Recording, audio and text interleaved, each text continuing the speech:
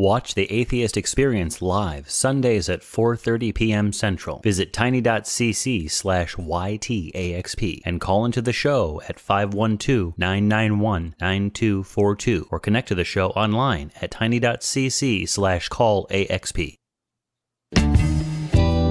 It's time to get sexy on Secular Sexuality.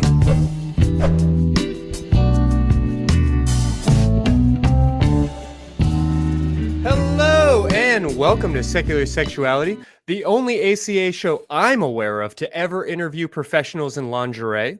If you missed that over the holidays, please be sure to check out the episode we did last week. It's one of our best. For now, I'm Christy Powell, and my co-host tonight is still stuffed from Canadian Thanksgiving. Welcome, Nate Smith.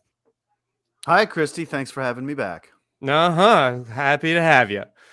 And we are joined again tonight by a nonprofit. Welcome, Laura Magee. Hello. Thank you guys for having me back on. Absolutely. Glad you're here. Wait. Laura Magee, what day is this? Have I misplaced my pocket watch? It's the Stranger things have happened, though. Yes, we're invading Secular Sexuality here. The flagship show of the ACA has now taken over SecX. I just need to do one. I love it. We're infecting it all. Do one of these. Wait, no. Okay, I'm sure the podcast audience loved that. Oh yeah. Very stimulating. If you're on audio only, I was trying to push Christy off the side of the screen unsuccessfully. Anyways, folks, tonight we are blurring the binary. We are germinating genders, and we want to hear from you. How has the culture you grew up in affected your notions of gender or your expressions of sexuality? Call us up and tell us about it at 512-991-9242. Sorry about that. 512-991-9242. There we go. Or tiny.cc/callsex, because the show is coming right now.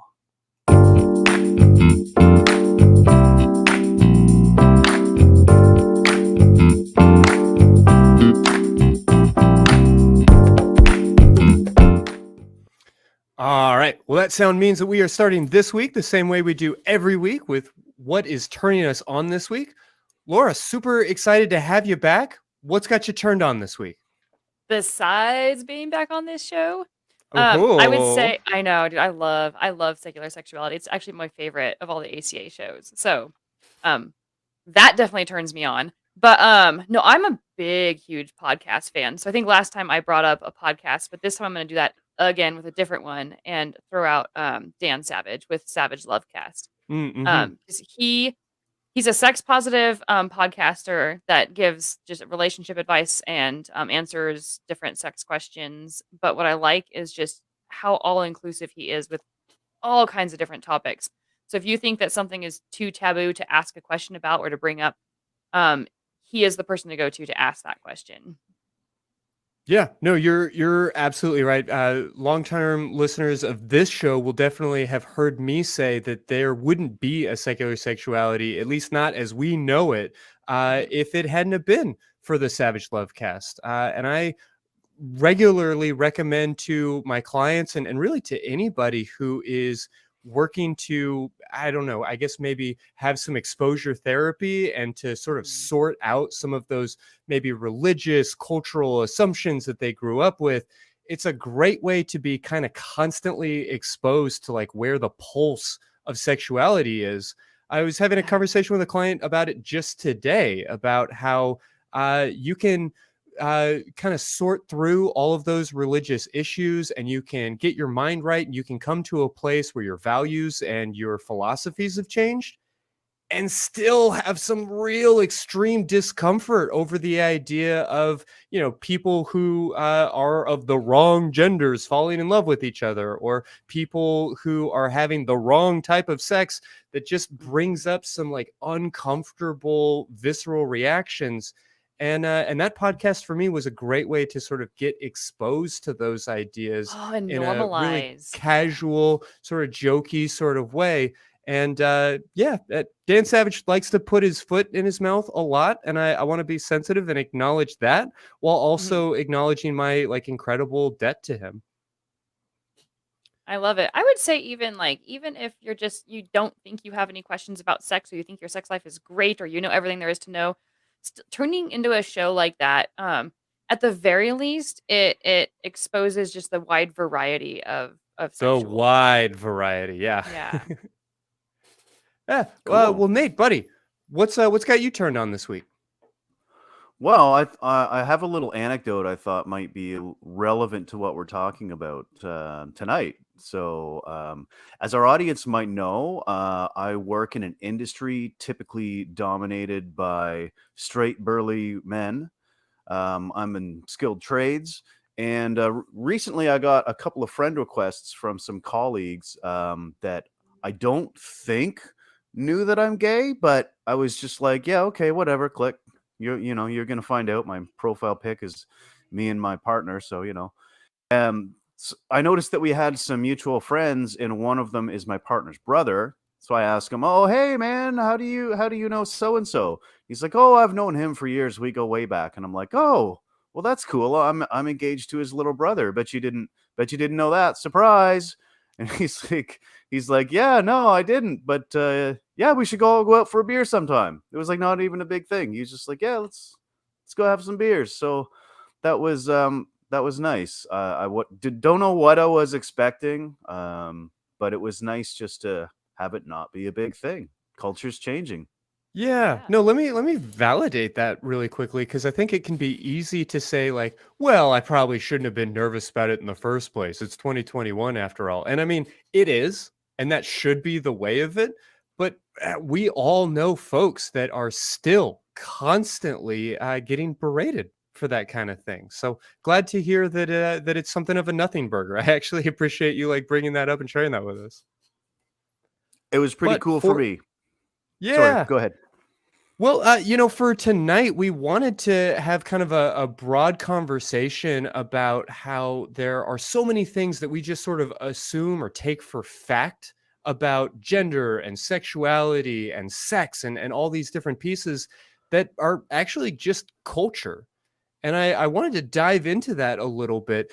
And I'd like to think that, over the past 3.5 years, we've done a lot to answer this question. But Laura, for the sake of our conversation here, how should we define sexuality?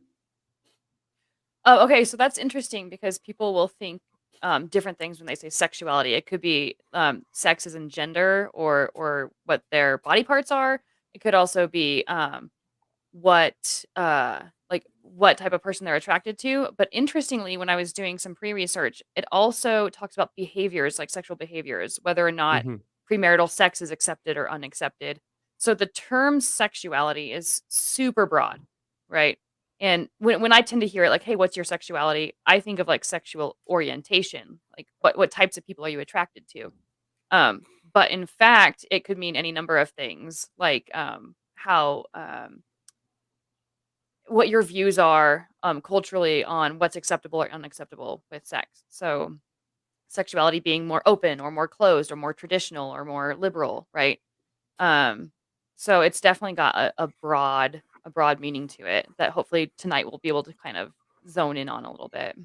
Yeah, so it's really covering. I mean, this is a very broad term, I guess, that covers really everything that we like to get into on this show.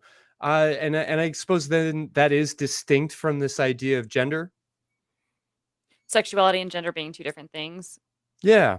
Yeah, yeah, absolutely. Well, but that's even more interesting because um not just sexuality, but the term sex and gender. So when you say like their sex is male or female and their gender is male or female, now you're saying two different things.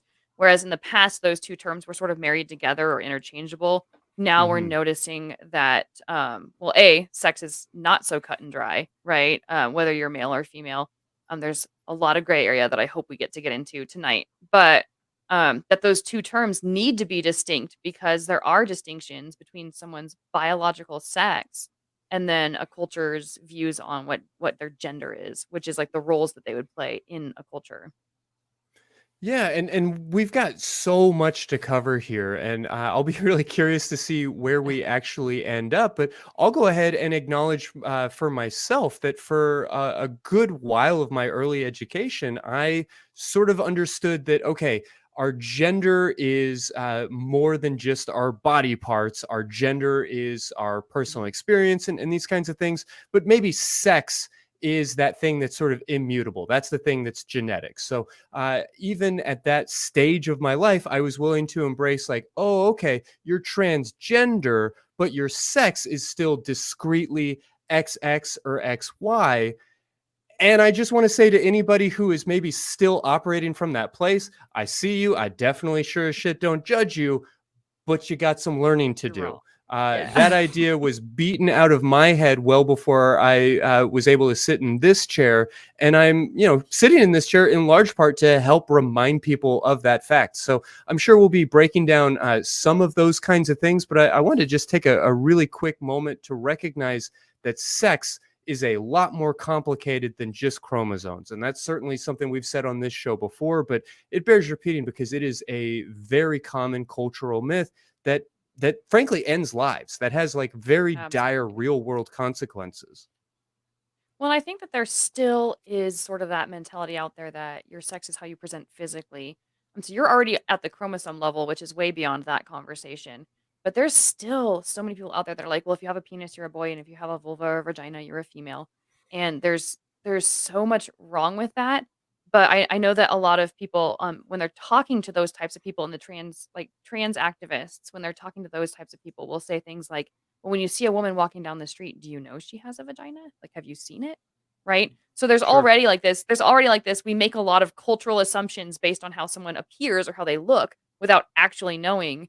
But then you took it even just a step further right off the bat, and like we don't even know chromosomally what a person may or may not be.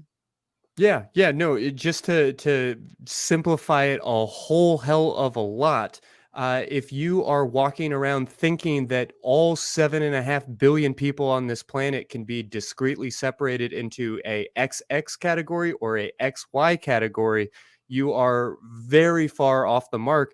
And we're not just talking about so-called genetic abnormalities or mutations.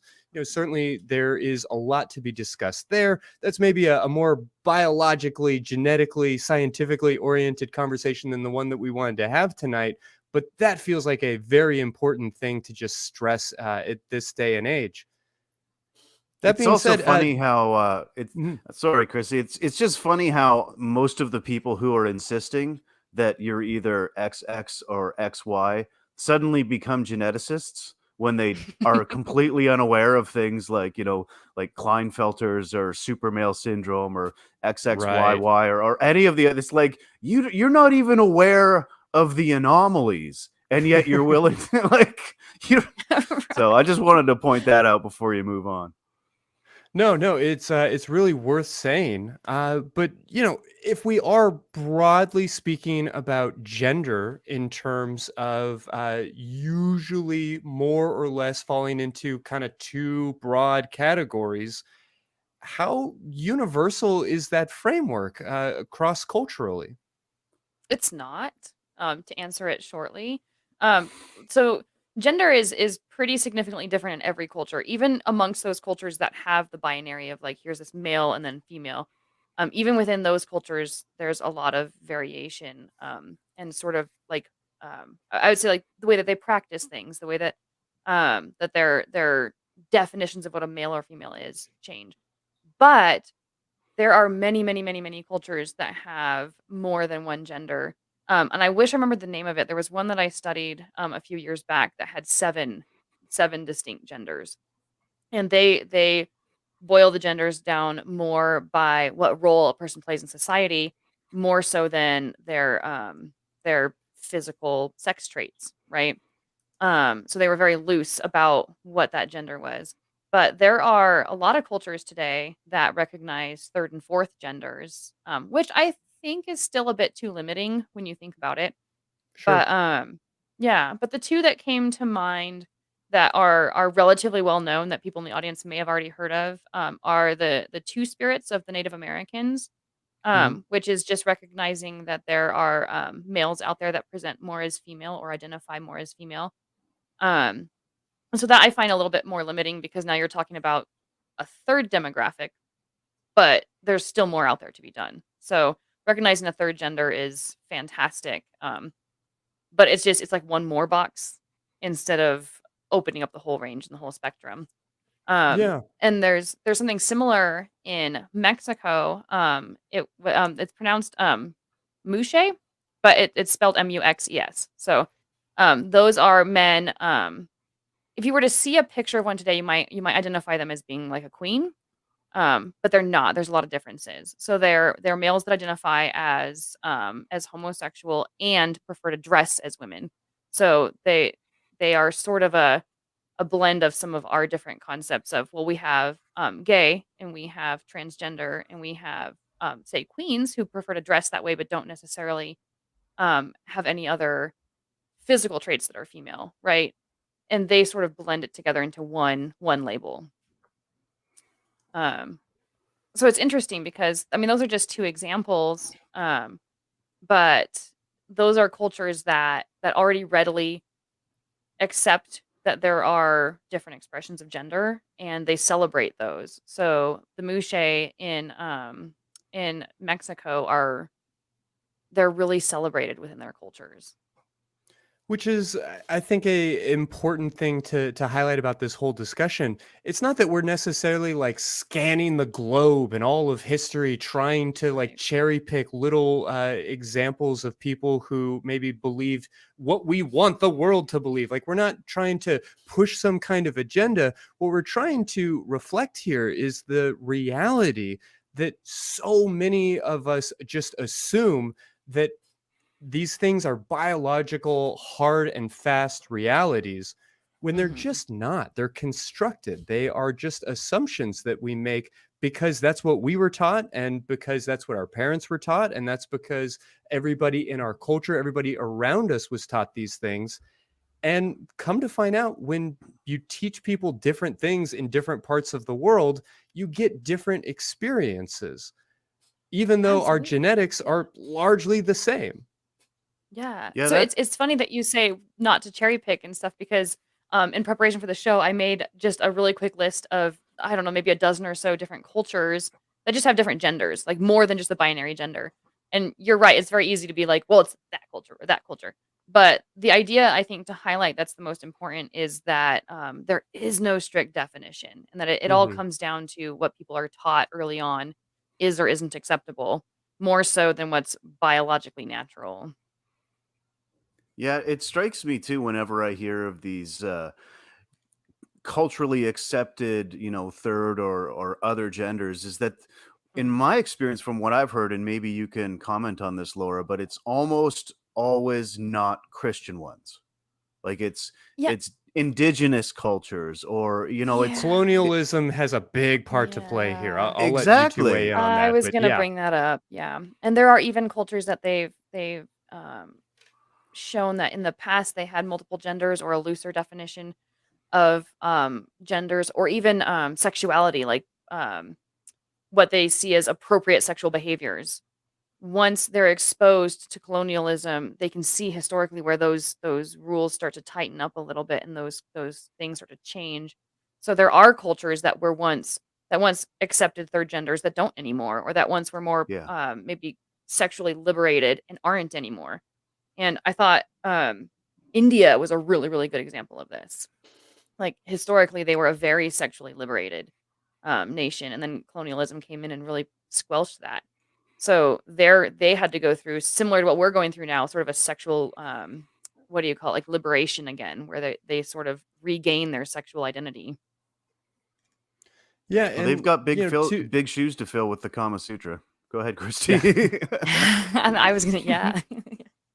Yeah, and I mean this notion that we are just cherry picking is something is a criticism that's been maybe leveled at this show before because we talked to Billy Beard about non-binary historical figures and some other things. Like we've tried to maybe fill in like the cultural record in our own little way, and it can seem like a bit of whataboutism. Like in this giant planet full of all these people. Well, okay, so this one tribe, this one time had this weird little belief. But I think you have to recognize that there has been a intentional campaign waged for Mhm. thousands of years to delete so much of this from the historical record. I mean, Laura, you Exactly. talked about two spirits in Native American cultures. Let's acknowledge that the phrase Native American cultures is a very like It's colonialist problematic. perspective. I mean, I'm It's not super calling you out problematic. on it. I'm Yeah. just saying that we have done Yeah. so much to destroy those cultures that the remnants that remain don't have the distinctness and Right. the I guess historical backing to maybe discuss these things in more detailed ways. No, you're right, and that's something that is really, really good to point out to the audience too, is like when you say Native American, it's a lot like saying European, right? Where there's a lot of different cultures and backgrounds and histories and ways of doing things that get kind of lumped in, that maybe should be distinct. And one thing about the two spirits too is that when you say, "Oh, it's a Native American term," it's not. It's a term among some Native American tribes, right? Others have different words for it, and some, just like any other demographic area where you have multiple tribes, you're going to have some that accept and some that don't. So it's sort of a blanket statement when we say the Native Americans have the two spirit. And Hmm. what's interesting about that too is that term was developed in the 1950s, I believe, when they needed a way of identifying a third gender. So it's not like that specific term has been around for thousands of years. Not that they haven't accepted a third gender, but that term, two spirits, is relatively new. We're viewing these other cultures through a specific lens, which is Mhm. somewhat inevitable, and I don't want to say okay, but like it's the tool that we have to work with, and that's all right. But it's just a another reminder that everything that we see is through a lens. And if you're not willing to take your glasses off and wipe them down a little bit every once in a while, you can start to get tunnel vision and you can start to believe all of the bullshit that you might hear in the news about trans athletes competing at the high school level, and some of these silly notions can get really carried further than they really deserve. Yeah, absolutely. It's hard to hear with your head buried in the sand. Yeah, fair to say. uh, Laura, you mentioned that even like 3 or 7 or 12 genders that are expressed in certain cultures might be too limiting. And I've gotten a little bit of flack for it, but I don't apologize for saying on this show that I really believe that there are like 7.5 billion genders, that really Yeah. everybody has sort of their own, and that it's tricky to be discussing these things. So we try to come up with as much language as we can. We have shows like this where, I think we could be accused of sort of just staring at our navels too much and overthinking these very simple things. But the reality is, human diversity is a beautiful aspect of our species. And there have been some really aggressive forces, i.e., religious forces in particular, to kind of stomp all that out. Yeah, religious and political, because sometimes, like, I know I see religion as sort of a cultural tool. I don't see it as its own beast, right? And so, Sure. I think religion is definitely one of the most popular scapegoats. But I think even just political tools are often put in place to limit our diversity and our behavior and our expression of uniqueness. But yeah, when you said the 7.8 billion different genders, I could not agree more. I think so. One of the things that makes us unique as humans is our way of labeling and categorizing everything, right? Like, we are analyzers, and so we need our little boxes and our labels for everything. And I really think that there's going to come a point, or hopefully there'll come a point, where that becomes antiquated, where it's less about what you call a thing and more about how you understand it, right? Like, I agree with you. We need labels to communicate, to use words, like to put in a sentence. I know at one point someone had, in a podcast I was listening to, they had said that the term pan, it does a disservice to bisexuals, right? Because a bisexual can still be attracted to a trans person. And my pushback to that would be, if we have words that give as much information as possible in as little amount of words as possible, let's take it and run with it and use it, right? Because that it conveys information without having to say, "Well, I'm attracted to these people sometimes and that people and sometimes that person." It's a blanket statement that conveys a lot of information quickly, but then it becomes limited. I mean, it has its pluses and minuses. So, Yeah. Yeah. Yeah, for years, I would be able to count on V, my former co-host, to step in here and talk about the difference between descriptive language and prescriptive language. And I I love really that. appreciate that distinction because I think it's really useful in a conversation like this. When I tell somebody that I'm a man, I'm not like signing up for things that men do. I don't even necessarily know that that would be the right label for me, but I use it because I can describe myself. And when I tell somebody that I'm a man, they create a picture in their head that lines up sufficiently with what I am. So it's not that I am being prescribed like this is manliness and this is what I am signing up for and this is what I'm committed to and this is me. It's more just this is me and this is the word that I'm using so that you can get some notion of the idea that I'm looking to express. I So think you what you're bring up a really saying good is you don't point. own a Jeep? I Is that do what I'm not hearing? own a single Okay. Jeep. Okay. I like what I you have guys are no saying Metallica with CDs. It's not, yeah. oh, well, I'll let that one go for now.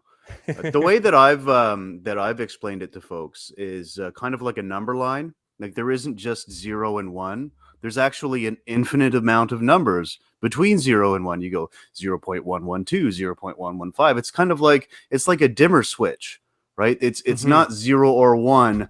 There's so many different possibilities between those two ends. And we don't even know if it does end, to be honest. So Sure. I like the way you guys explain that. I Yeah. like that. Well, I was watching. Oh, good. no, Laura, I'd love to get your final thoughts. And then there was something I wanted to address before I let Nate jump on the phones. Well, I was just gonna say briefly, and I don't even know if it needs to be said after everything that you guys said, but he said number line, and I was watching a video on Hmm. autism the other day where they showed the spectrum as not being a straight line, but they showed kind of a color wheel, and so it Mm-hmm. had like the colors blurring as a rainbow, and I really liked that analogy better because it's like in different ways you fall in different parts. So you may have like different dots along that color spectrum, rather than being like here's my one dot on the line where here's where my gender exists, right? And I think the more that we can see sex and gender, and sexuality as being sort of this color wheel, I think we'll understand it a lot better and be more accepting of other people when they don't fall exactly where we think that they're going to fall. Yeah. And I love that neurodiversity piece. I love that neurodiversity is being much better understood than it has in the past. That's certainly something we've tried to chronicle on this show. But I guess I want to remind people that it just makes sense if you think about it. I think it could be really easy for somebody to come in and say, like, well, when I was a kid, we just had men's and we had women's and we had boys and we had girls. And those were the four you needed to know. We And also had polio. yeah, we also have polio. We also have people who were suicidal and had to fit into like Well, pockets that they don't belong in. yeah, but I mean, it makes sense as we begin to understand these things in more details. Like when you are teaching a 4-year-old about numbers, you're not getting into irrational numbers. You're not getting into like the 10th Yes. decimal place. You Brilliant. have Yes. distinct boxes, right? So male and female, 2 boxes. That's simple and it makes sense. And then we developed a spectrum and we said, oh, well, actually, there are all these like continuous little dots in between. And now maybe this color wheel notion makes better sense. That's just how we develop as a society, as we learn how to defeat polio and as we learn how to like understand the genetic codes and these things. It's natural that our understanding will get more sophisticated. And yeah, we're still scratching around the edges of the darkness with, sticks that are on fire. Like, I don't want to pretend that we have all of this figured out, but we know more than we did. And that's why we're saying things that are different than what we used to say. It's not because human genetics have changed. I mean, those have been evolving for millions of years, but we've only begun to start looking at them in any meaningful way recently. Which, to that end, Nate, I said I wanted you to jump on the phones when we can, but I wanted to just quickly address something I saw in the chat. I don't want to get too far afield, and I don't want to overly conflate sex and gender. Just very, very simply, your gender is sort of this outward expression of who you are. Your sex is much more related to your medical or your biological or your genetic identity. But even then, your sex, like we said, is not XX or XY. It's more convoluted than that. And there was a question in the chat. What if somebody wants to point out that the anomalies shouldn't be part of the discussion?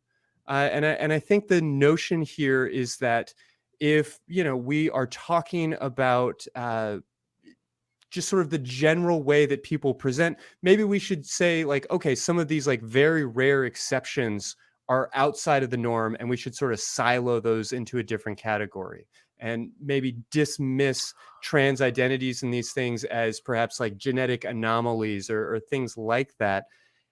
And that might be an interesting line of inquiry if it at all lined up with what we understand of the science, which is that, again, XX and XY are way too simplistic. I'm not a geneticist, and I don't want to carry on for a conversation that we've had with actual experts on this show. And you can go back through our old episodes and you can see that explained much more competently than I ever could.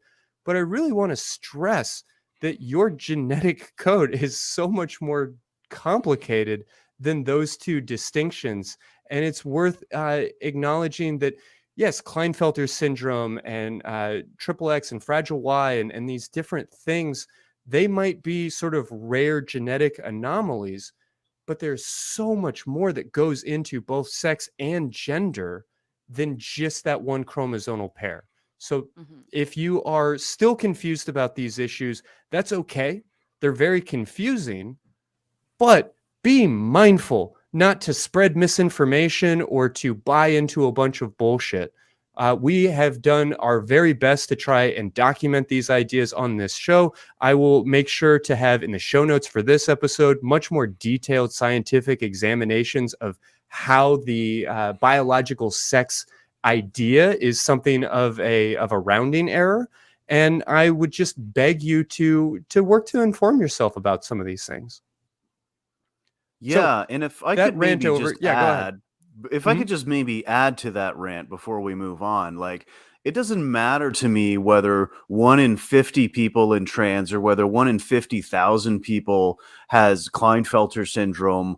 The amount of people that have it is irrelevant. We're not looking to exclude people. We're specifically working towards inclusivity. And if your argument is that, well, if we ignore everyone that doesn't fit the mold, well, then yeah, I'm right. 0 and 1, male or female. Like that's such a ridiculous argument. And yet, anyways, and yet, and yet, here we go. Anyways, are we taking calls? We've got somebody on the line. No, please. I'll stop with my rant. You go right ahead. Okay, I'll stop with mine too, temporarily. I make no promises for the future, just so you know. I'm saving mine for later. Ooh, I can't wait. I can't wait to hear Laura's. They're always the best. But we have Dixon from Texas on the line. Pronouns are he, him. And Dixon works for a major airline and is wondering about designing uniforms for more than just 2 genders. That is interesting. Dixon, you are on the line. What you got for us? Hi, everybody. First of all, thanks for taking my call. I love you. I've been watching the show and learning so much over the years, and I really thank you for that. And I have a million questions and things I'd love to talk to you about, but what's come up recently is I was speaking with our captain in charge of policies and procedures, and we're talking about uniforms.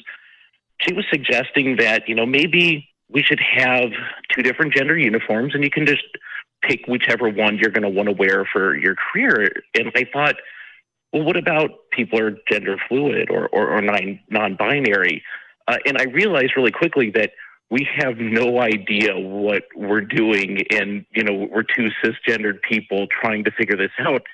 And I was wondering if you had any thoughts or resources or know of any other organizations that already had to deal with developing uniforms that customers see, but also are inclusive and accepting and, affirming of our team members. Yeah, Absolutely. I've got a few ideas, but Christy, go ahead. No, I'd love to hear yours. I really don't have any great resources. I'd love to be able to point you towards a expert or some organization that has done this really well, but I can't help but feel like right now the kind of model for how to deal with this is just to put everybody in very bland unisex khakis and polos. Right. The first And thing I thought of I'd was the like to live in a better military. world than that. Yeah. Yeah. I mean, sorry, Laura, if you want to. No, I was just agreeing with Christy. My first thought was, well, the military and the police, they just have very androgynous uniforms and they just don't highlight male or female either way. But then you talk about Right. professionals, when you talk about like airlines, there's sort of a like a cut to the outfits. They want it to be a little bit more sleek and slender and a little bit more Right. professional looking. That might not So work we're for that kind of. I don't know that I don't know if I agree. I think there's a way that you could offer just more than pants or skirt. I think you could quite easily offer just a line, a range, a specific set of company approved clothing, right? Whether it be a tapered shirt, whether it be pants that flare at the bottom, whether it be a vest, whether it be a cardigan, all sporting the company colors with, similar lines or what have you. I mean, there's a lot of ways that you could innovate with company clothing and have it done in a unisex way. Like it doesn't even have to be male or female. It's just about whatever size you take, right? There's a lot of different possibilities there. What do you think about that, Dixon? I think those are all really great ideas. And, in my mind, my initial thought was, well, we just go to a kind of, like you're saying, bland unisex uniform. But I remember one show, Christy, saying that, I enjoy my gender and, I take pride in it. And sometimes I want to play with it. And other people should be able to have that, even though that's maybe not what I want. But, I realize now that, people think differently than me, and we need to allow for that. I think we have a big task on our hand, but, if we can show future generations and slowly make an improvement and show that everybody's included in this industry, we can make things better in this world. Yeah, man, absolutely. I love that you're actually calling in to ask this question, because these are the things that we need to be talking about. And if I could just suggest again, like, think about how many different cuts there are just for a pair of jeans. I realize airline employees are more likely to be wearing, slacks, but you've got your tapered edge, you've got your pleated, you've got your tight waisted, that how many different cuts of shirt are there? So many. Like some folks I like went to the a big school with shoulder. uniforms, and we had some variety. We had some options. There were different types of skirts. There were different types of pants. And yeah, I think giving people that sort of like unified aesthetic of a uniform while also Yeah. letting them sort of choose from the catalog is Right. not an unreasonable ask. Right. That's what I'm saying. I really, really love that idea. Those And are I'm all also really great curious, ideas. Dixon. I'm curious if you guys have sort of a feedback program or any sort of like suggestion box within like the company for employees, because you could put out there like, hey, we're soliciting your guys' feedback. We want to know what you want, and then try to capture some of what the demographic wants. Because you might be surprised at what people are willing to say. Like, hey, I'd really be more comfortable with pants that are like more stretchy and less rigid or whatever, and it might not have anything to do with gender. It might have to do with comfort. But having that that open and accepting like feedback loop, you might get a lot more information about like what they want. Yeah, and I know whenever we do uniform resets, they do take in considerations like that, but of course, cost is always the biggest consideration. I think that's a great idea.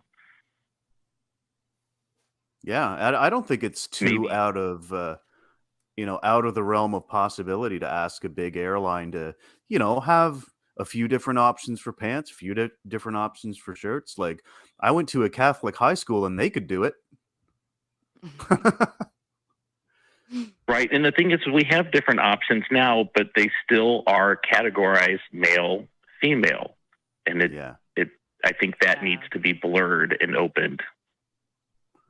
Yeah, and there's so many different ways that you could do that. Just by having, one style blend into other styles without necessarily having to offer it in the binary sense, right? You can just say, "Hey, pants.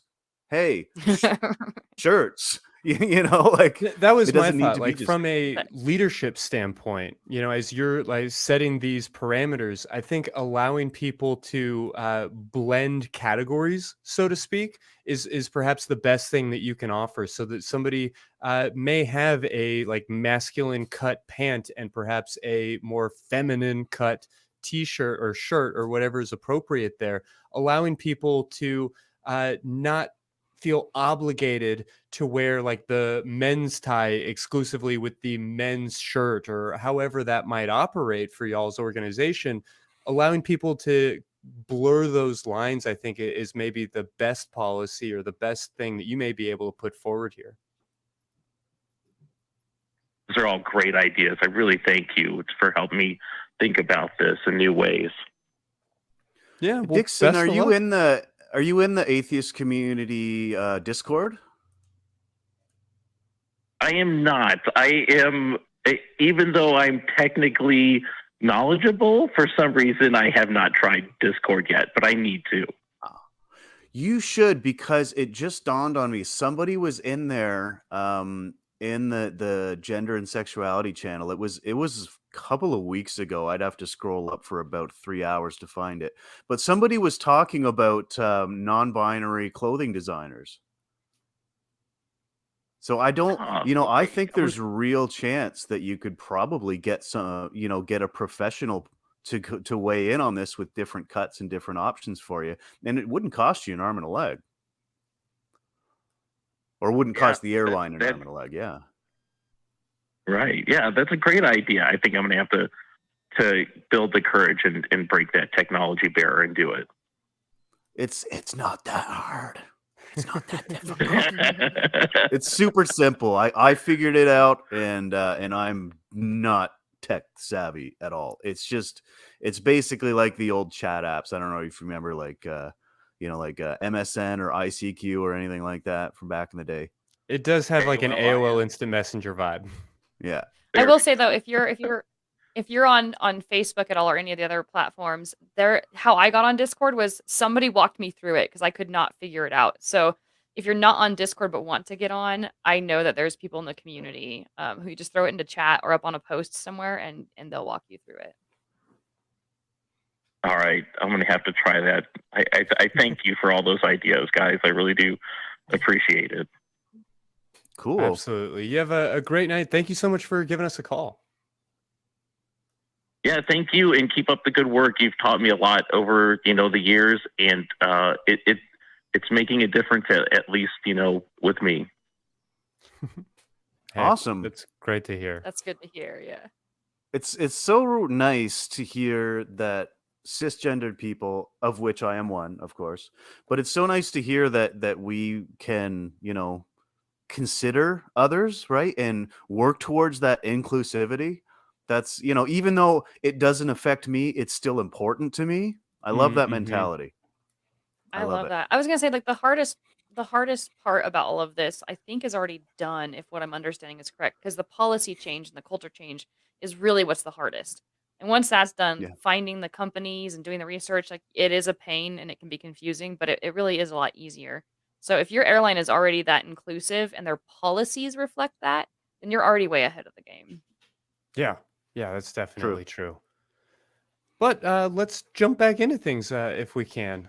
A couple of years ago, we talked to Hector Garcia about evolutionary psychology, and he really pushed this idea of the importance of making the normal seem strange, of sort of like getting away and divorcing ourselves from our cultural assumptions. And to that end, I am constantly trying to remind people that sex is not this like magical thing that has a distinct beginning and a distinct end. And, you can't come in from the outside and declare whether or not sex has happened. Like, it's very arbitrary. Is a blowjob sex? Is cyber sex sex? I like to be as broad with that term as absolutely possible. And I guess I am just curious, as we are looking around the globe and kind of considering some of these other cultures, how you guys imagine that our world would change if we sort of deconsecrated sex in that way, and reminded ourselves that it's really just meat slapping together, or whatever else we want to describe it as, but that it is not this like magical holy act that has like any specific components. Yeah, I love that. Like that's kind of where a lot of my activism has actually been lately is normalizing sex and gender and all that stuff. So the idea of you use the word deconsecrate. I loved that because we really do hold sex up on this pedestal that it's this thing that we have to cherish and be careful with, and we have to be very, very guarded about it. Not just about how we have sex and who we have sex with, but how we talk about sex and when and who we talk about sex with. It's a very taboo topic, and that's just the regular traditional missionary type sex. You start getting into kinks, and now you're in this whole other world of, am I allowed to say this, or should we talk about that, or I have to keep this private? So that there's probably a lot out there that's very normal that the average everyday person who's doing it secretly doesn't realize that they're perfectly okay and they're perfectly normal, because we refuse to make it okay to talk about this stuff. So I love that you put that in there in the show notes when I read them, and I love that you're talking about it now. Just the idea that the more that we look at other cultures and how they approach sex, or the more that we reflect on, okay, is there a biological purpose to this being bad or wrong, or is it cultural or religious? Is it a dogma or a belief that's holding me back from thinking that this is okay, right? I Yeah, mean, clearly even there's things for that aren't okay, but we need to know where that line is. yeah, and that line is something that we have to be having conversations about, right? Like not just Absolutely. reading ancient poetry about. Hmm. Even within our own society, there are some really interesting and bizarre kind of cultural distinctions here. If you go to a kink party, you're going to find a fair number of people who are polyamorous, but there are a lot of folks in that community that are strictly monogamous.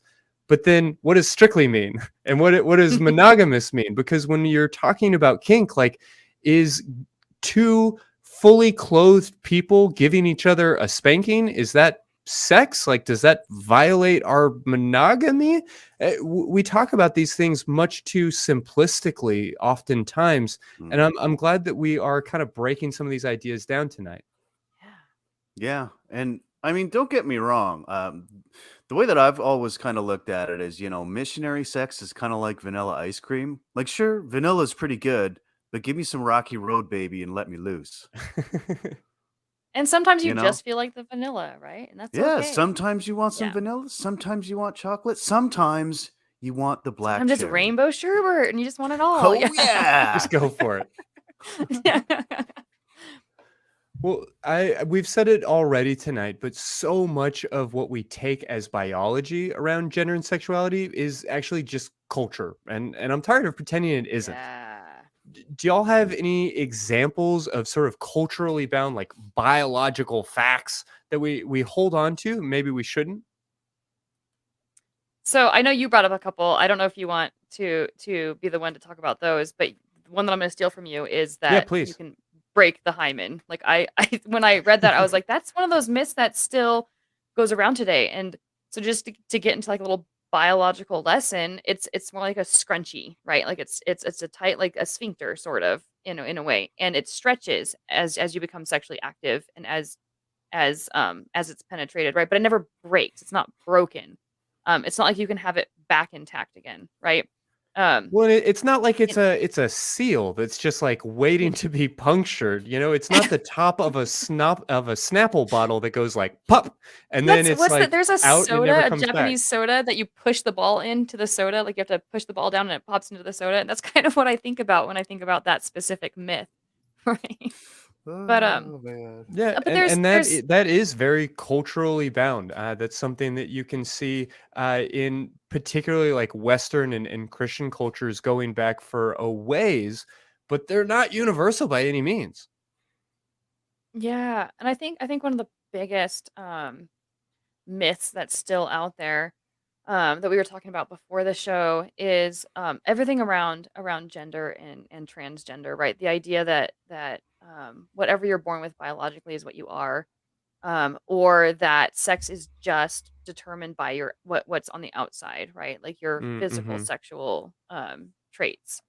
And I think that that's the one that the activist communities are battling the most, and they get the most argument with, is the idea that biology is so cut and dry. I know we've talked about it a lot on this show, but that is something that I think we need to really push hard. Yeah, and there are so many examples of this, and they're difficult. They're kind of ineffable in a way because your culture very much is the lens you see the world through. So it's very easy to have blind spots. But something else that I maybe want to highlight as being kind of understood as like a culturally bound idea is actually the notion of PMS. I Mhm. don't want to sound for a second like I am dismissing the discomfort or the experiences of pain and suffering that anybody who feels PMS goes through. I'm not trying to say that that's not real. I'm not trying to tell you it's all in your head or anything silly like that. I don't mean to dismiss your suffering. But the whole notion of PMS, the whole notion of being moody and erratic and irrational and hormonal right before your period is a pretty like Western and kind of in particular American notion that we just don't really see showing up in a lot of other cultures. And there's a lot to be said about why that fact is. But the truth is, the hormone levels are not dramatically different on the other side of the globe. The biology is not dramatically different on the other side of the globe. This is a cultural construct that we just sort of assume is like hardwired into our DNA when in reality it really isn't. So that's Good a super, point. super interesting one because I'm pretty meticulous about tracking my period and my cycles and stuff. And we do go through hormone changes throughout the month. Women do. Interestingly, men do too. So if you want to say there's PMS, there's men have the same thing women do in terms of their hormones cycling and dipping and rising. Um, but yeah, the hey, women get bitchy once a month. Things like that. A lot of it is just I don't know what you would call that. Like when you have like that joke that you learn as a 5-year-old, and then you have a 5-year-old and they come home from school with the same joke, and you're like, well, that's still around today, right? It's just one of those things that gets passed on and on and on from generation to generation, but there's really no bearing for it. But there's some truth to hormone levels in males and females cycling throughout the month, and that changing the way you feel, whether you're more sensitive or whether you feel more energized or less energized. There is a degree of truth to that. But when you start to do these big stereotypical overgeneralizations, you start to lose all the subtlety to it, and you start to misunderstand what's really going on. And so Yeah, when you see a and person as you being a point out, like it's bitch, happening to men in yeah, very similar sort of fashion, but we don't have a cultural construct for that, right? And so that right, just kind of highlights for me that the narrative here is really telling the story, and the narrative absolutely. is perhaps somewhat divorced from facts. Certainly, there's more to say here, and I don't want to get too far from it, but I apologize. We forgot to take a quick moment to check in on some of the things that have been going around the rest of the ACA, and I'd like to take a look and see that highlight reel. You got to get the clothes off, so I'll start taking them off you, and that kind of cues her. Now she's like, oh, okay, so I'm gonna like transition smoothly into taking her clothes off, you know? Joining me today is a special guest, Pico the cat. Pico has not been on camera in a long time, and that's because he likes to get on my equipment and get in the way. He is working for Seaman Cardona, Yes. and he's bringing the highest quality piglet producing products to market. What do you mean Well, you can? What do you mean you can read minds and raise the dead? I can put my hands on people, pray on them, speak in tongues, and they come back. Okay, well, I don't have a dead person to try this out on. I want to know. You're gonna do why- the show with like an oxygen mask on? Yeah. And we're just gonna have to do it that way. Dan, I am your father, Dan. Oh God, no.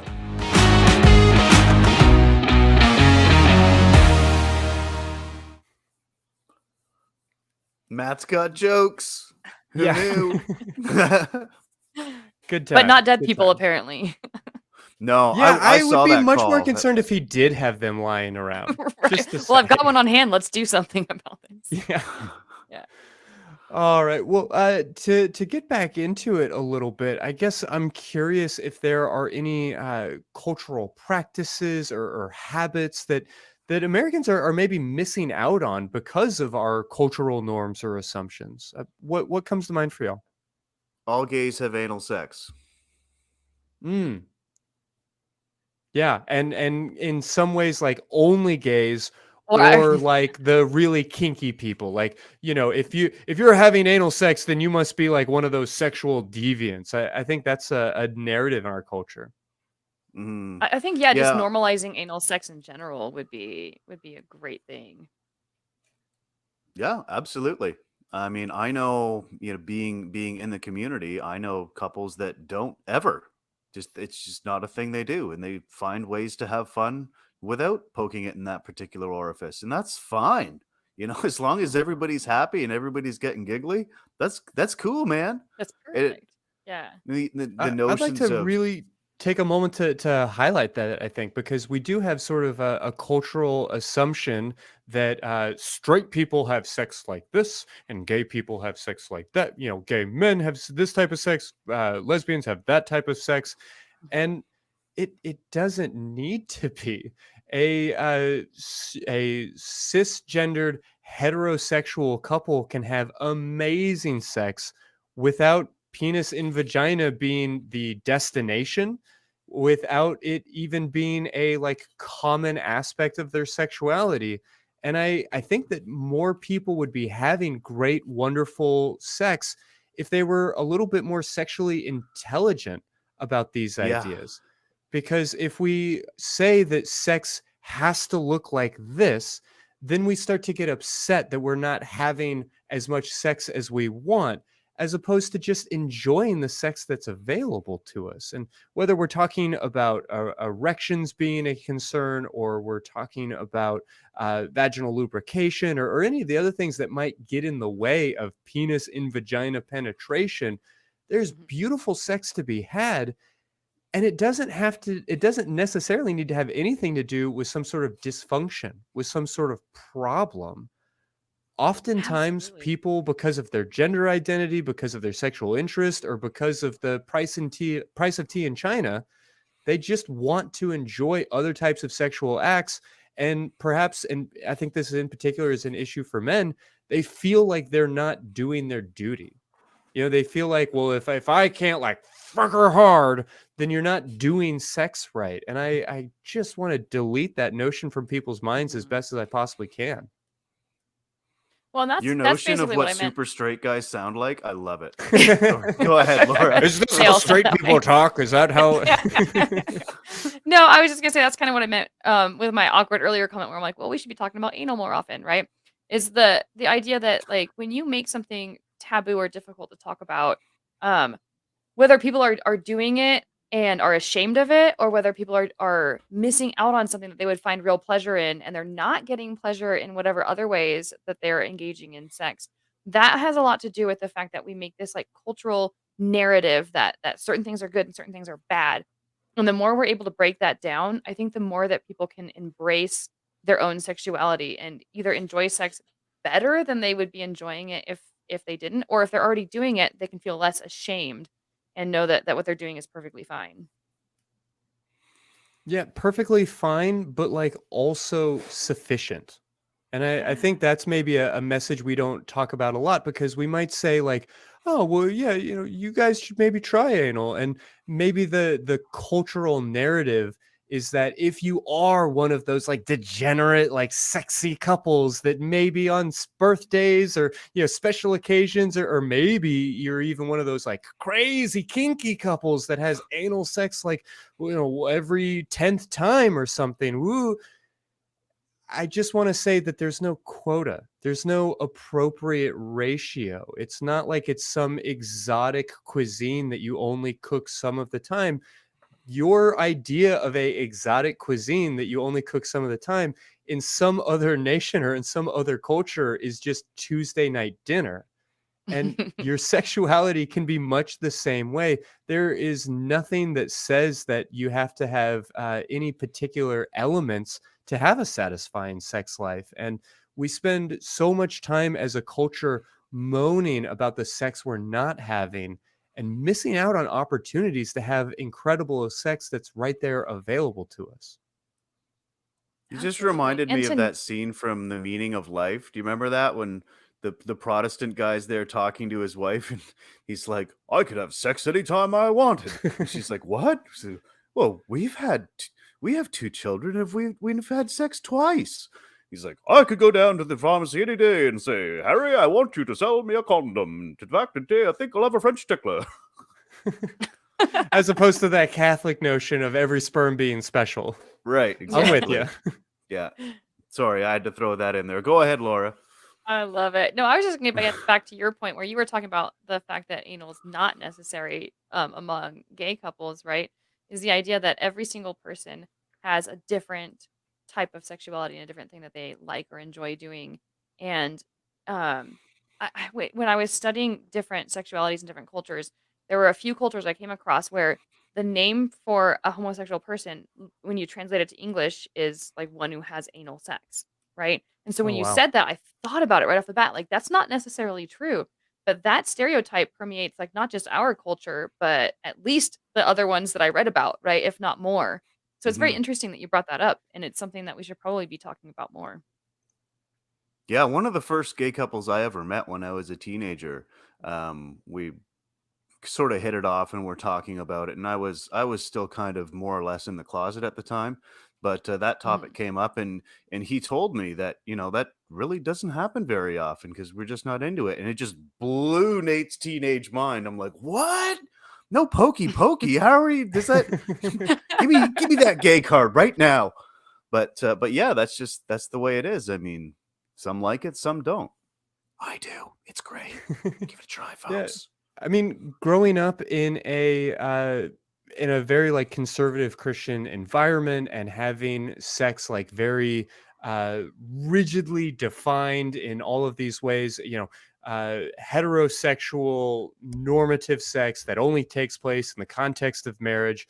We were told that like, okay, you can kiss and hold hands until you're married. Then after you're married, you have these other options. And it kind of created this like escalator.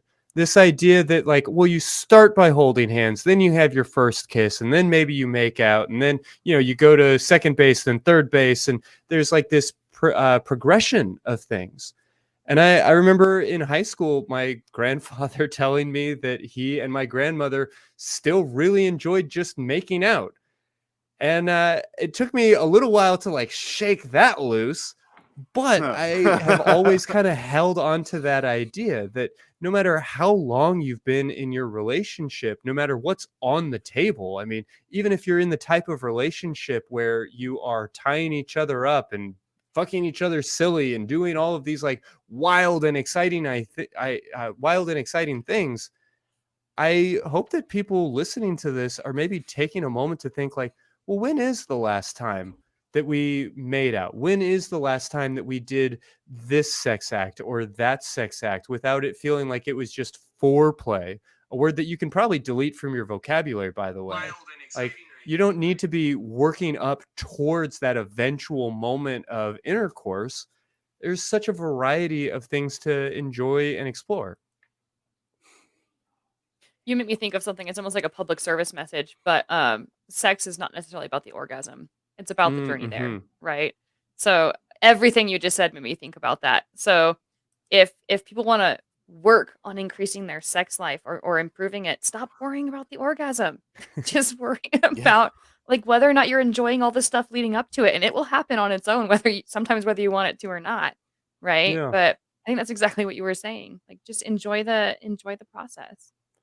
Yeah, if we are willing to acknowledge, and I think the three of us are, if we're willing to acknowledge that we largely live in some pretty sex negative cultures, I think the thing that it might be costing us the most is the variety and the expansiveness of sex.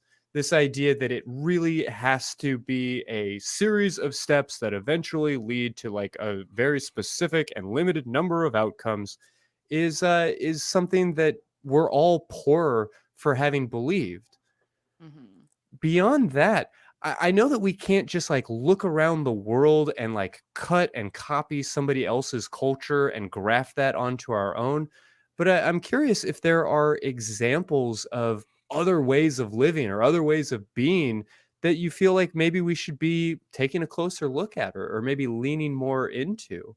Is there anything in particular that stands out as as something that maybe we could benefit from? So Hmm. I love that question, but the first thing that comes to my mind is like sort of a warning that like no matter what we can take positively out of a specific other culture, there's negatives too. There's pros and cons, right? Mm, So I have like a couple of examples that I think are just really liberating that I wish that our culture would embrace more. I think we're getting there, but we're not there yet. But then I'm sure there's the negative examples too that come along with it. So my first example is in Cambodia. There's a tribe of people that they're called I don't want to mispronounce it, but it's like Krung, Creung. They when their daughters meet sexual maturity, the fathers go out and build them a hut away from the family house, and in that hut, they're allowed to go do whatever they want. They can explore, they can experiment, they can have sex, and they're encouraged to just explore their own sexuality. And I don't think that, we need to go have huts in our backyards or anything like that. But the idea of teenagers, of sex not being so taboo, it being something that they can explore and be accepted for wanting to go do and learn more about. And we can do it in a healthy way where they can learn about sex without being told like abstinence is the only way. Um, I think that would be hugely beneficial because I think a lot of our problems are when we reach sexual maturity, we're all just told bottle it up, like keep it inside. Don't even masturbate for that matter. Like just just take all those hormones and just repress them. yeah, And then you'll by the go time blind and get hairy palms. right?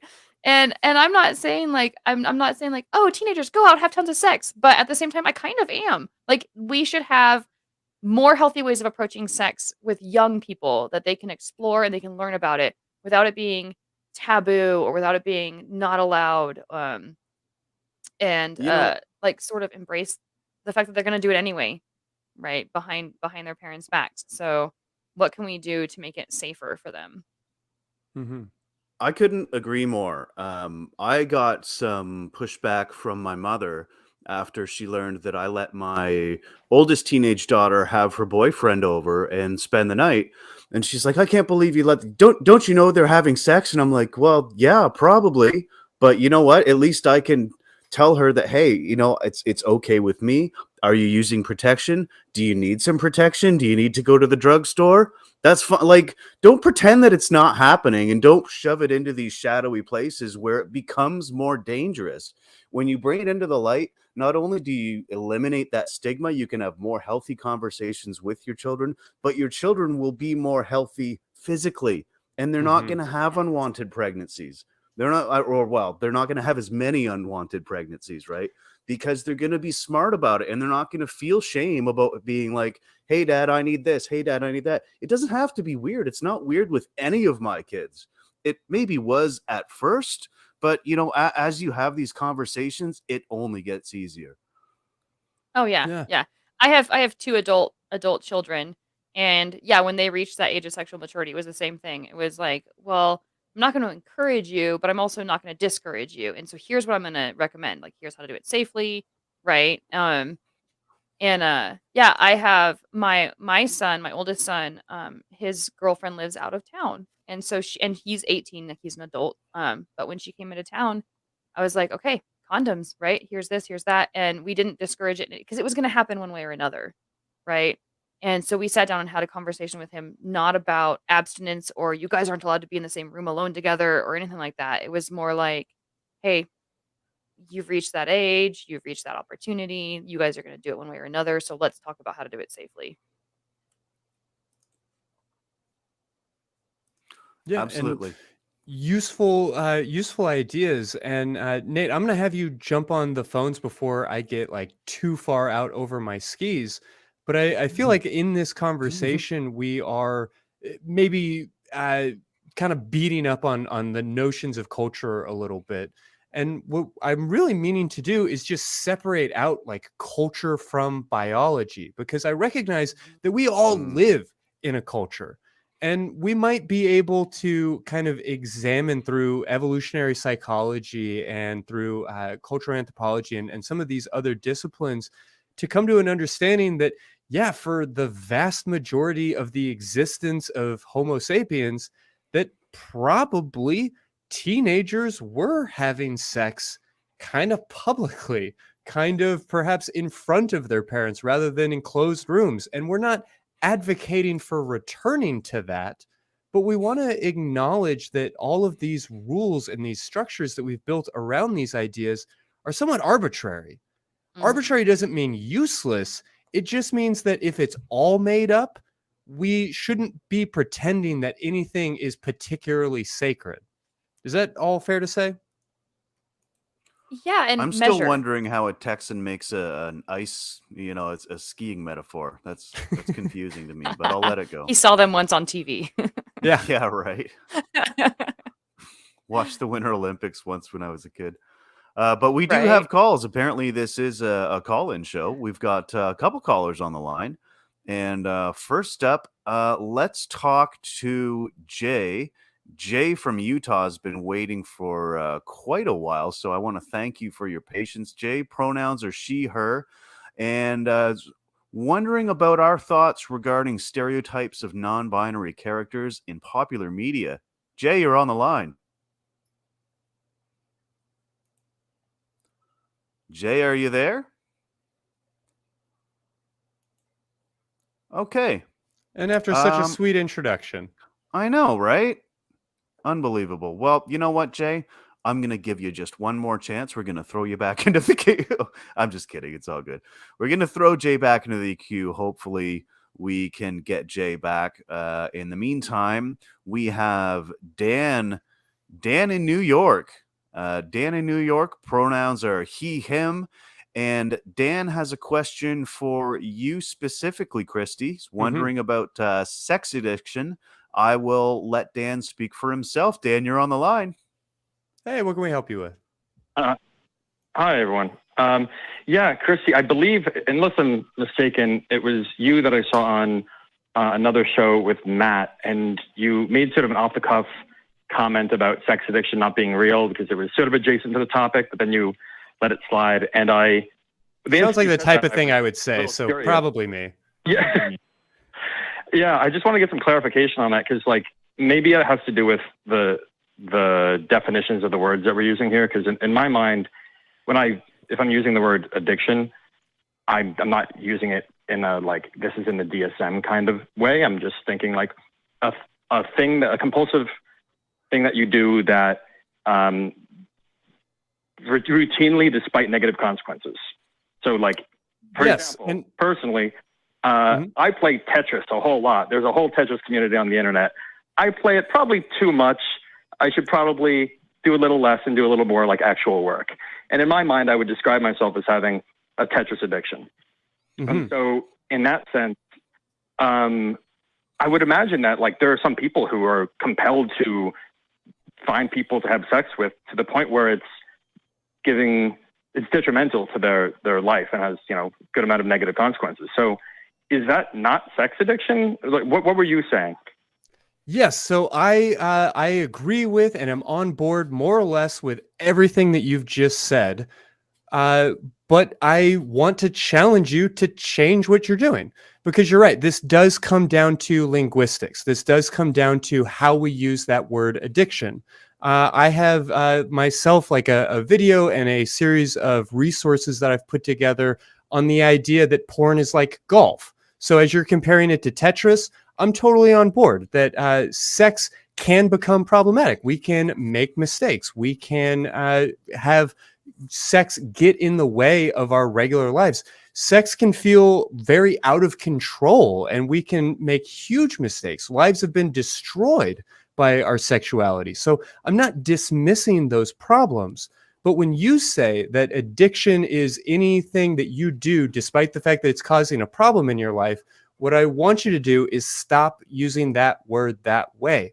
The word addiction doesn't mean that, and we shouldn't be using it that way. And there are so many reasons why that's the case. I'm going to, in particularly, point you towards the work of, Douglas Baum-Harvey. I'll look that up and make sure to have something in the show notes for this episode.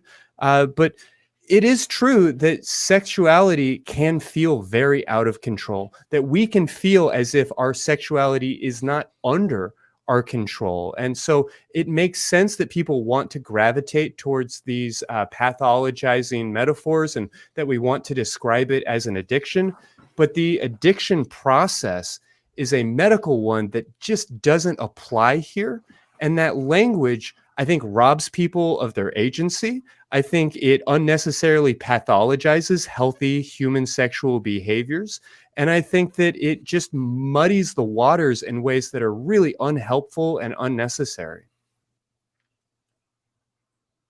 I see where you're coming from, but I guess you want people to use the term in that kind of way because of all the reasons that you just said, which totally makes sense. But in terms of like how people use it in the vernacular, before this call, I was just looking up like Merriam-Webster's definition for it, and it seems to be pretty vague and allows for like legitimate physiological types of addictions, and as well as just something that is psychological or like strongly inclined to do something repeatedly is one of the definitions on Merriam-Webster. So how can we, I guess, given that these are like the ways that the word is used, maybe we should come up with a different kind of descriptor. I mean, in the same way that in the atheist community, there's like strong, weak, and, all those types of terms, like maybe there's some better ways of differentiating these two types in your mind? I mean, perhaps, and I don't mean to set myself up as the arbiter of what words mean or how words should be used. I think I've gone on record a number of times saying that people don't have that right, that we culturally, we as a society get to decide what a word means, and a word just means whatever somebody else understands it to mean. So I am very sympathetic towards your ideas here, Dan, but my concern is that insurance companies are using the term addiction to mean something specific, that medical professionals are using the word addiction to mean something specific. And when we as sort of the general population, when we as a culture adulterate that word, we rob it of its power, we muddy the waters, and we create meaningful problems.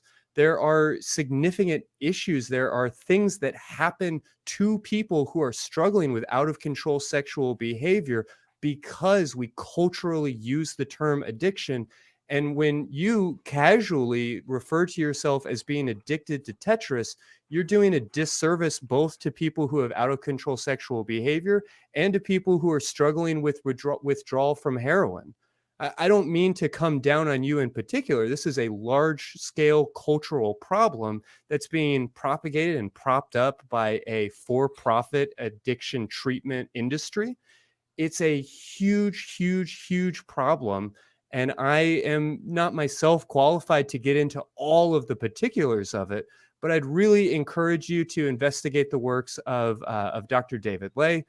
His book, The Myth of Sex Addiction, I think is incredibly compelling and talks about how there are for-profit industries that are making us have this confusion very much to the detriment of our society.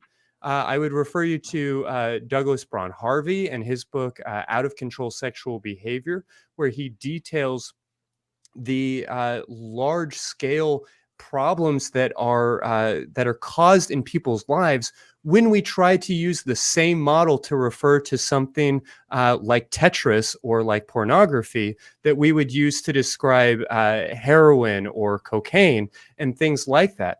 It causes a lack of it robs people of their agency.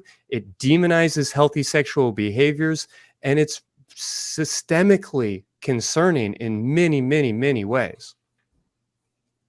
So, in those people that you're referring to, are they providing alternate ways of dealing with? You're using this term out of control of sexual tendencies or behavior. I forget which one.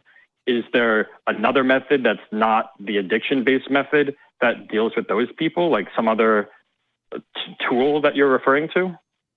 Yes, yeah, there are much better models than the addiction model.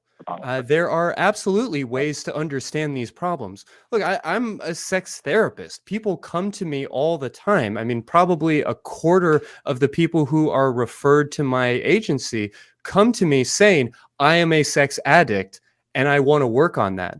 And I don't rob people of that adjective. It's not my right to take it away from them, but I do let them know, hey, if you're going to be working with me, just know that I'm not going to use a addiction treatment orientation.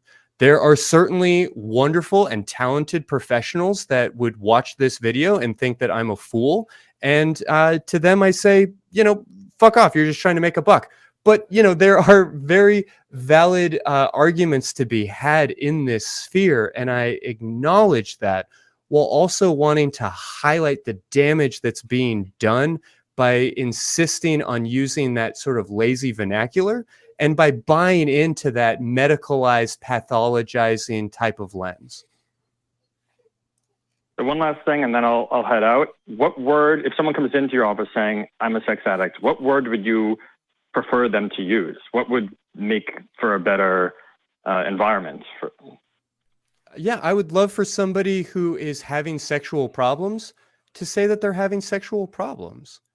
When somebody is in a monogamous marriage and they have sex with somebody that they are not married to, we say that they're having an affair, that they're having marital issues, that they're having marital problems. We don't diagnose that person as being addicted to sex.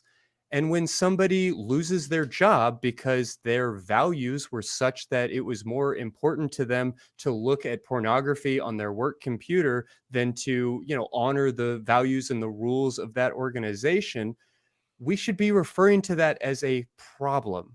We can be talking about mistakes. We can be talking about, values that aren't serving somebody. There are so many individualized things that we can consider in an individual's life that might lead them to have an unhealthy relationship with sexuality.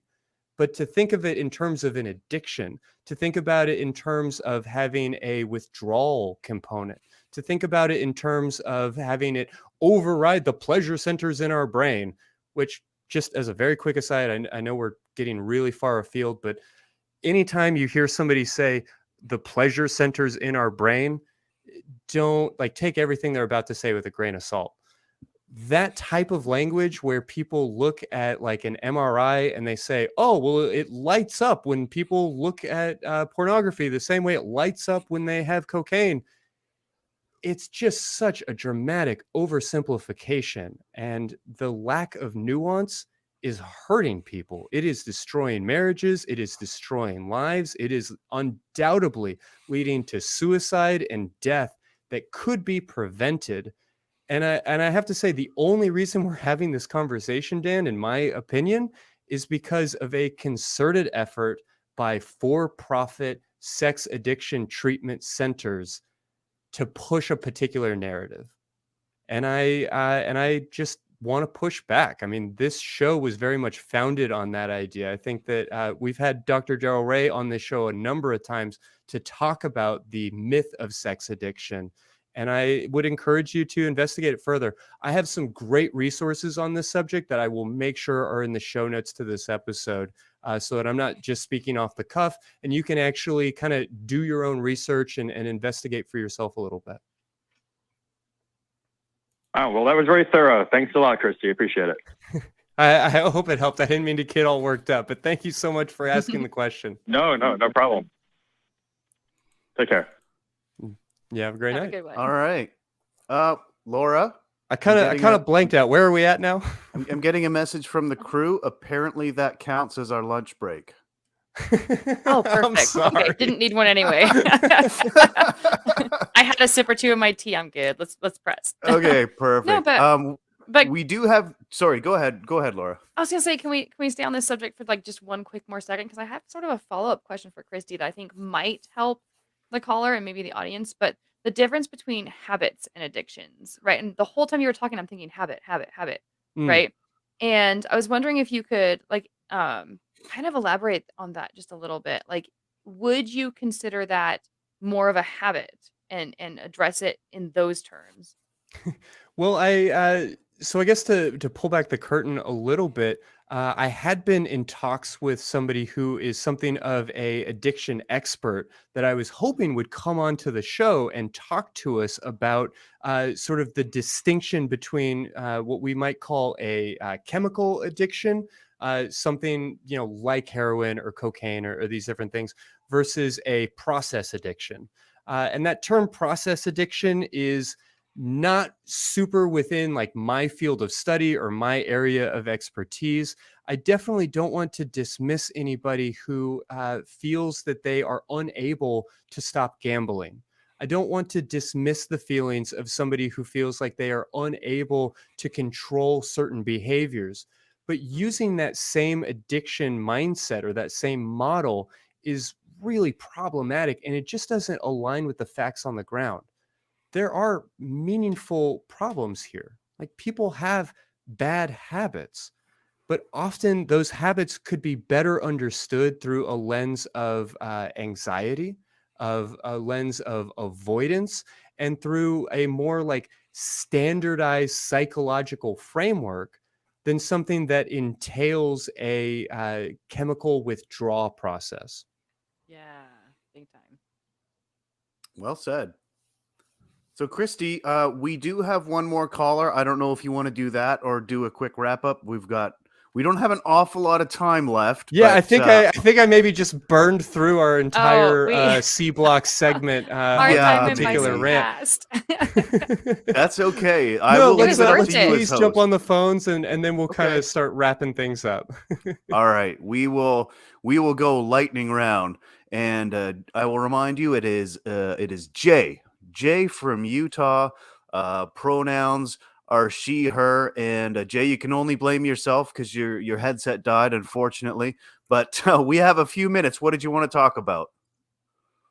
Hey, sorry about that confusion or that mess up earlier, but I just really was curious about I guess current. I'm trying to be fast while also thinking, but previous depiction of non-binary individuals in TV and I guess popular media versus current. I know the most recent one I can think of is, I don't know if anyone watches Grey's Anatomy or it's just me that's left as the sole audience member, but recently they brought on a cast member, Dr. Kai Bartley, and it's played, they're played by also a non-binary actor named ER Fightmaster. But previously, the only other non-binary character that I'd seen on popular TV was, if anyone watches Billions, Taylor, played by, I can't remember their name off the top of my head, but also played by a non-binary actor.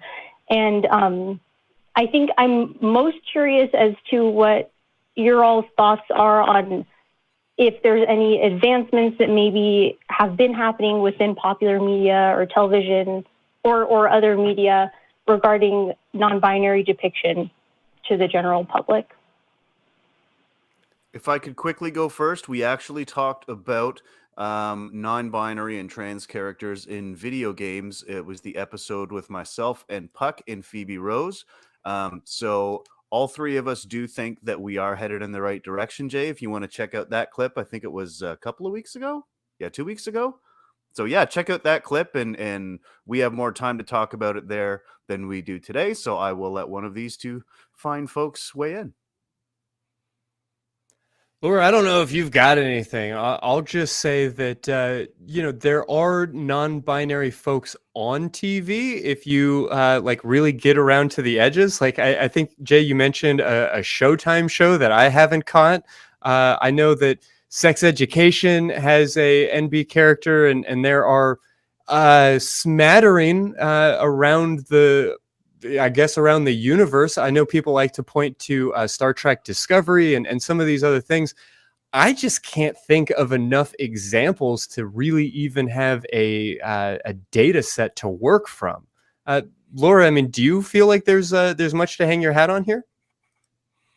So I'm right there with Nate that I know far more about video games than I do about movies. And I know that in the video game industry, World of Warcraft, like I play Magic the Gathering online because I'm that big of a dork. And they You have are a nerd. non-binary characters. I love it. Yeah, I'm addicted. No. No, but it is definitely increasing in the video game and online game realms. I don't know about TV, but I will say that we still have a long way to go, period. Not just with non-binary, but with LGBT representation across the board. We need more movies and TV shows and video games that represent the whole spectrum of genders and sexualities and orientations. But yeah, I think honestly, if I were to take a guess at it from what I've heard, I would say the video game industry might be like a step ahead of the movie and TV industry. Agreed. Yeah. What I am hearing from the chat is that the actor from the show Billions is also the same actor that came to my mind from the John Wick franchise and from Orange is the New Black, which good for them. Glad they're getting work. But also, if all of the examples that are coming to my mind are of the exact same actor, that feels problematic, right? Definitely, yeah. I can understand that completely. And I think also, I guess to tie along with that, if there's time, I know that like obviously like the Bechdel test exists, and I know the Vito Russo test exists in terms of like the LGBT plus spectrum in media. But I'm wondering if like that representation is apparent in those popular TV show roles where, because it seems like at least with the two characters that I mentioned off the top of my head, it seems like their portrayal versus like business, or like I'm at the top of my field and almost like sexless. And then like somehow like a switch changes where that's obviously not the case with any other kind of character, but it seems like specifically with those two, and I don't know if maybe you all or anyone else in the chat like think like that's just my small microcosm of what I'm consuming, or if that's popular across other media. I do feel like that is a story that we're familiar with. That if somebody's sexuality is outside of the standard narrative, and particularly I think with NB folks, we do kind of presume that there's like an asexuality blended in with it, or at least like a certain like distance and discomfort with sexuality. We so often portray NB folks as being alienated from their gender. Oftentimes, if a character is NB in a show, or even if they aren't like explicitly labeled as non-binary, if they are tomboyish or feminine or whatever, the idea, particularly for quote unquote tomboyish women, is usually that, well, they're just women who have been traumatized, and so they'd like to act not woman-like. And that's a valid experience, but I do feel like that's something that comes up in media perhaps more than it should, and more than, it's just something that denies a more rounded, more grounded representation. Yeah, well said. I think right now, too. Thank you so much. Oh, sorry. Oh no, I had one final thought about it. Is that like right now in media, because culture is changing so rapidly, I think a lot of non-binary or any sort of LGBT representation is very hyperbolized right now, and it needs to be more normalized. Like we need to get to the point where the character just is what they are without it being sort of highlighted, or without these certain quote unquote like LGBT experiences being like the forefront of the show, just having them be a character that's non-binary and not have it be something that is to prove a point, right? So I think right now what we're seeing is a lot of hyperbole and stereotypes, and what we really need is just more characters that are just there doing their thing. And I think Discovery Yeah. is an awesome example of that, but even they hyperbolize it just a little bit.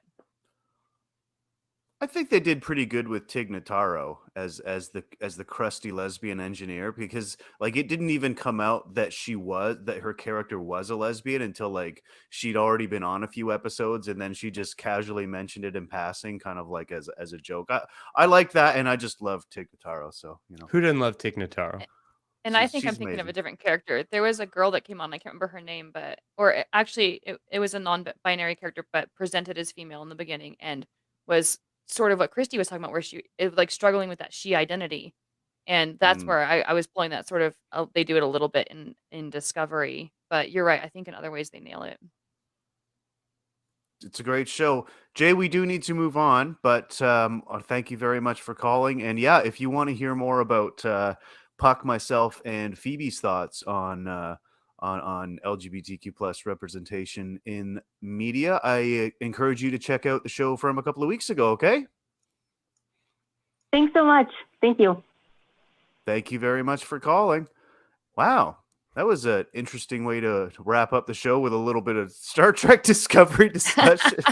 Not at all the first time, by the way, that secular sexuality has been derailed into a deep dive about Star Trek, Deep Space Nine for life. I know that we're past time. I know that we're wrapping up. I know that there's so much in this conversation that we didn't get to. I guess I want to just very quickly say that the most recent season of Sex Education featured a non-binary character and a non-binary relationship pretty prominently. And they did so in a way that I think is worth the digression, just because they highlighted the fact that this was a NB character who was assigned female at birth, that was entering into a relationship with a ostensibly cis-het male. And there was a real discussion about the fact that this male character envisioned himself as being in a cis-het relationship, that he still viewed his partner as being a woman, and that there was something to be really wrestled with there. And as somebody who is perhaps not gender queer, but is maybe leaning in that direction, I know that when I've been in relationships with women, it's often sort of a, well, you know, you're just a feminine guy, and I really like that about you. And there is some invisibility that goes into that. And I really appreciate Jay just bringing all of this up. I'd encourage anybody who hasn't caught that show to maybe spend a little bit of time with it. Sex Education on Netflix is a good time. But we have covered so much, and also not nearly enough. And alas, the night has gotten away from us.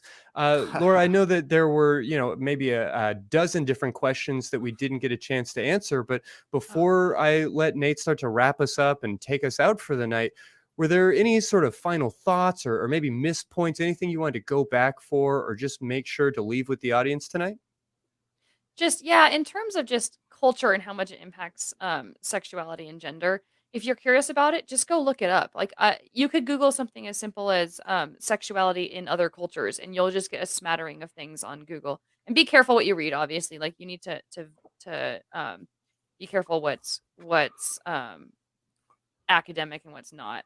But be curious, look into other cultures, do research, because we do have this really structured way of viewing our culture as being the right way of doing things, and you'll find that there's no one size fits all. So just be curious and learn. Go look things up. Well said.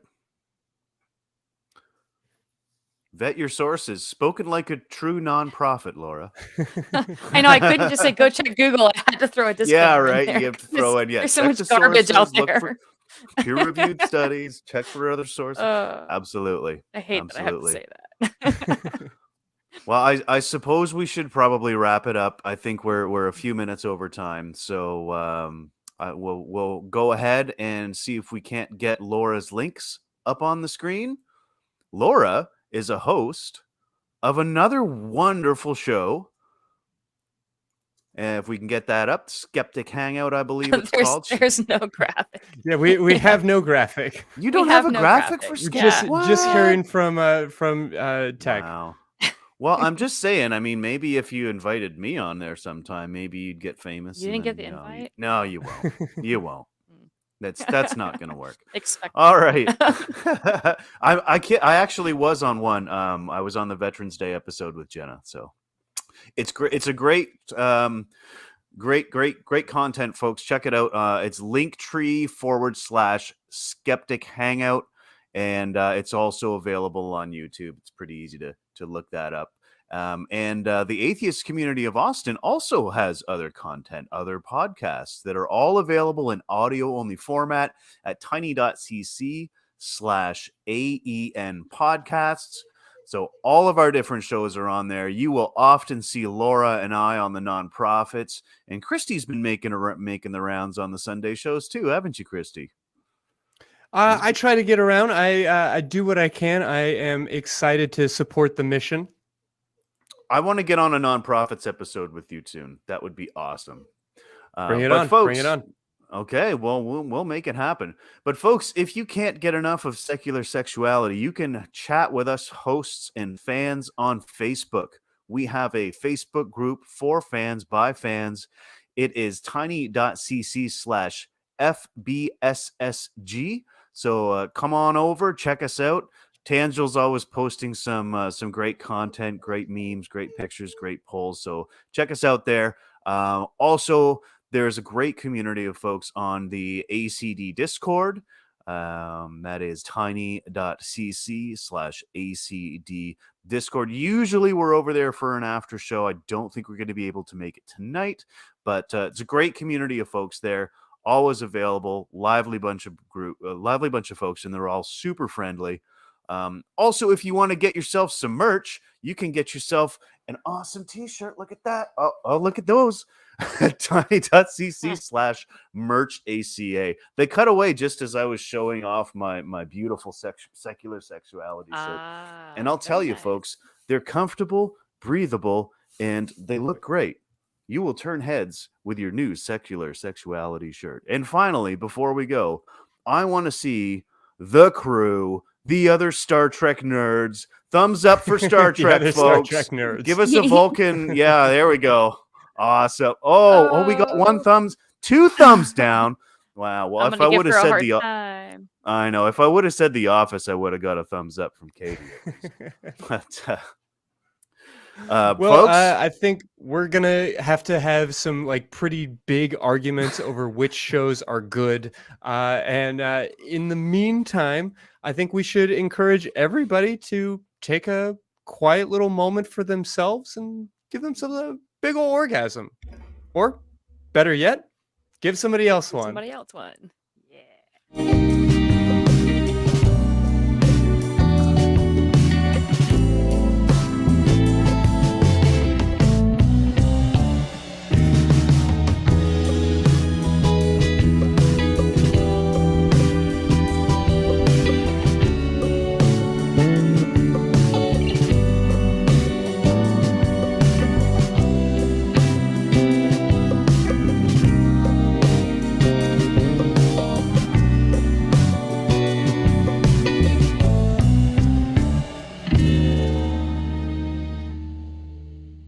Watch The Atheist Experience live Sundays at 4:30 p.m. Central. Visit tiny.cc/YTAXP and call into the show at 512-991-9242 or connect to the show online at tiny.cc/callaxp.